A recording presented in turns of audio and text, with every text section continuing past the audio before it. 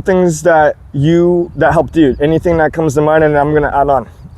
Yeah, well, I think we hit the areas I was, working on, right? Yes. I mean, I think we spent a lot of good time on, my wrist and, Yes. what I'm capable of doing given my body, right? Yes. So worked on that. I felt like the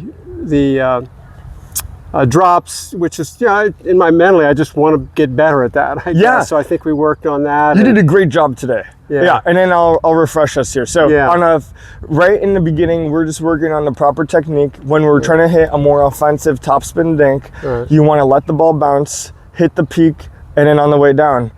When that gravity is pulling the ball down, it's going to sit right in your paddle, and you're going to grab that ball the best. You're going to get the best topspin on it. As long as you don't pull your elbow back, you keep your elbow locked in that position. You shouldn't be pulling back at all. You should be getting low, and that's how you get underneath the ball so you can brush up on it, and you brush to the net. When you start here and you're not low, and then you brush up, you're not getting any topspin, and now you're popping the ball up and you have to swing here to here. You should be swinging low to high, pushing to the net cord. Making sure that you're in your perfect triangle and you're set up, you're not jamming yourself, and you're not just staying stationary. You have to move your feet. You might need to take that step back. You should be gathering yourself. You should be gathering yourself, moving. You might have to take that micro adjustment step. That's going to help you hit the perfect drop. Whereas if you don't, now you're popping the ball up and jamming yourself. So the thing is also to use your left hand to help you gather yourself. Because when you use your left hand, your left shoulder is now engaged. And when you're facing the ball is when you press your chest, you hit the best shot. When you're not engaged, your shoulder is not engaged here. You're popping the ball up because you're relying on the arm and you're having a lazy swing. So anytime that you were hitting the ball, you got low, you got underneath, and you used your elbow as a lever without pulling back, you hit the perfect, you never missed. And don't put too much pressure on yourself either. Like, don't be looking to hit the perfect drop. No one's hitting the perfect drop the 100%. You're gonna pop one up, get back on, hit the next one.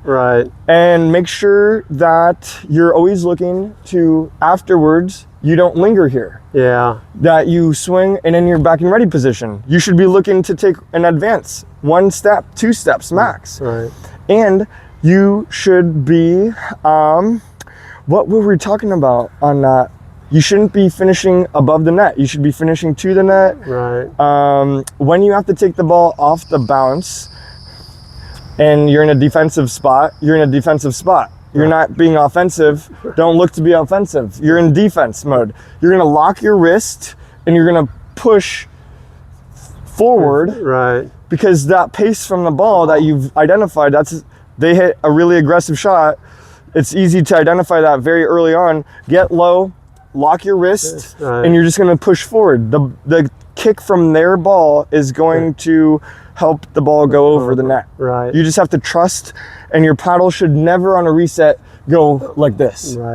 Ever. It should be going straight forward. You don't even need to go, don't worry about the net, just push to the net in some direction and it'll be a good reset. Let's see. Your backhand looked great as long as you got that right knee to move.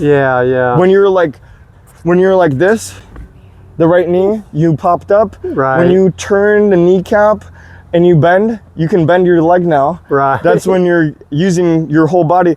And then also, anytime you hit a shot and your shoulders, you're like this. You're like this, you pop the ball up. You got to stay low and balanced. Just because you take a step doesn't mean I have to tilt. You do this. And you did really good on that. Honestly, I didn't see that anymore after we talked about it. So just wanted to remind you on it. And when you hit your backhand, keep the bend in your elbow. Keep your wrist, so you put your paddle out, you cock your wrist back, and you bend your elbow.